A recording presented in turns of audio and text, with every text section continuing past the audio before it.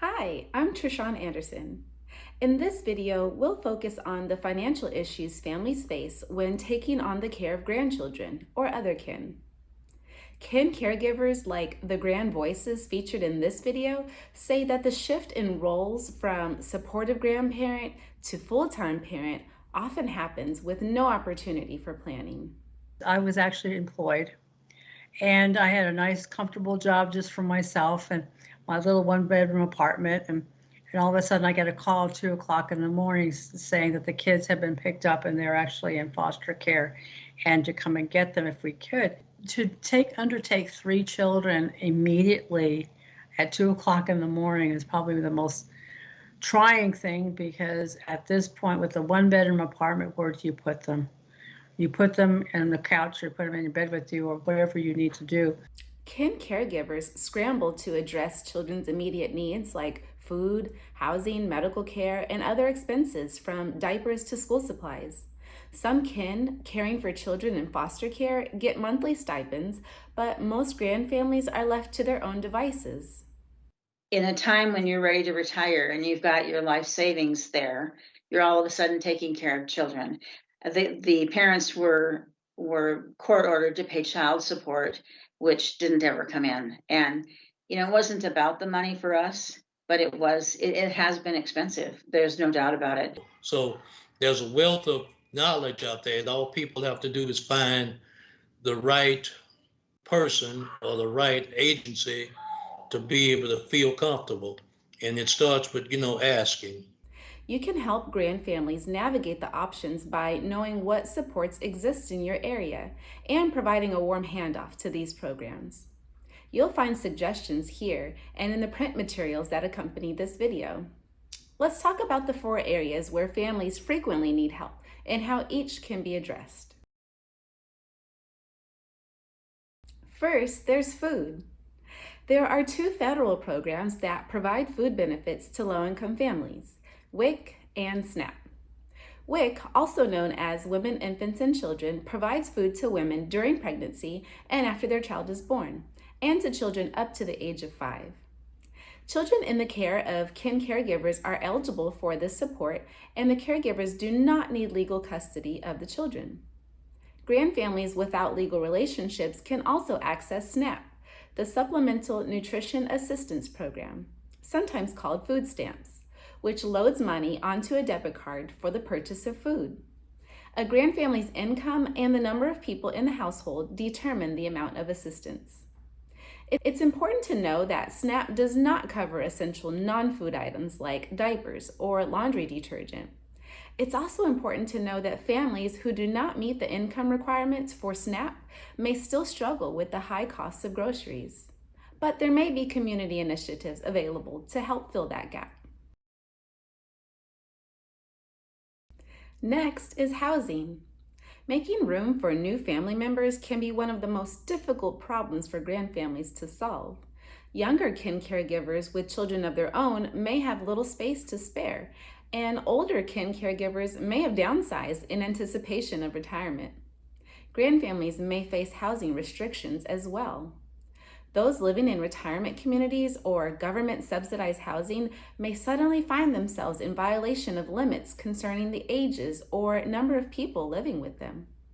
Social service agencies may also have requirements concerning separate bedrooms for children. That circus didn't even start rolling until they told me that I had to get a bigger house or bigger home with at least 2 to 3 bedrooms within 2 weeks. Because if I didn't do it in 2 weeks, then the kids would go back into foster care. Financially, I was sort of okay. I mean, I could afford a 2-bedroom apartment, but it was, how do you find one? Then you have to get, the security deposits and other things going on.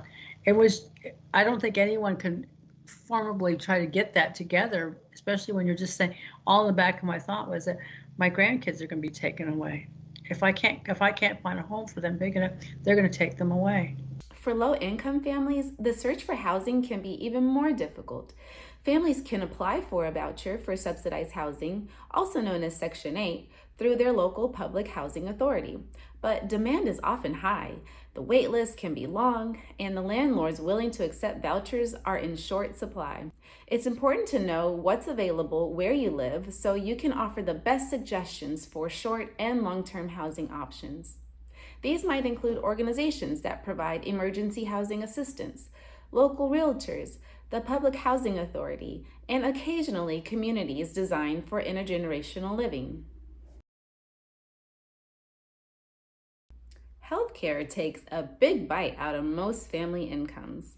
For caregivers suddenly responsible for children, it can be a huge, unanticipated expense.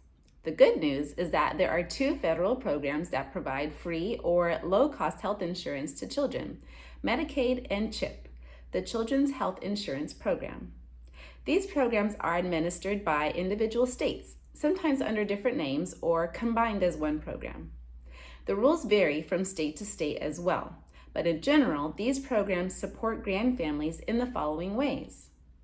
Every state allows grandparents and other caregivers to apply. States do not require legal custody or guardianship, and most states do not consider a caregiver's income and assets in determining if a child is eligible. This often changes once a child is adopted. Many grandfamilies don't access federal health insurance programs because they don't know that they qualify. You can call 1-877-KIDS-NOW to connect families with the help they need.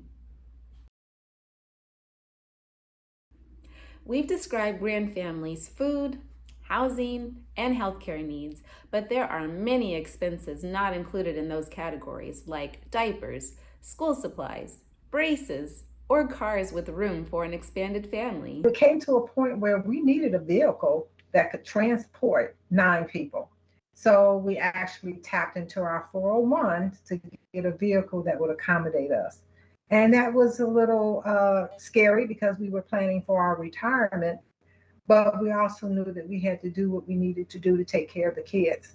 And so we did what we had to do. Now we have 3 kids who need beds with the bedding and et cetera, things that go along with it. Then also you need other additional things, food, you need hairbrushes, you need toothbrushes, and it just, the list continues on to the point where you're thinking, where's this going to stop and who's going to help me? One financial support available to all grandfamilies is TANF, which stands for Temporary Assistance for Needy Families. As the name suggests, it's a program intended to help low-income families. If a grandfamily's income is too high to qualify for TANF, it's possible to apply for child-only TANF, which considers the child's income separately from their grandfamily's income. And TANF is sometimes available for emergency purchases like a crib. The financial impact of raising a child is staggering. We can support grandfamilies and caregivers with the information and referrals they need to make this transition a little less difficult and help them focus on what's important, caring for the children who need them now more than ever. For more information, see these resources.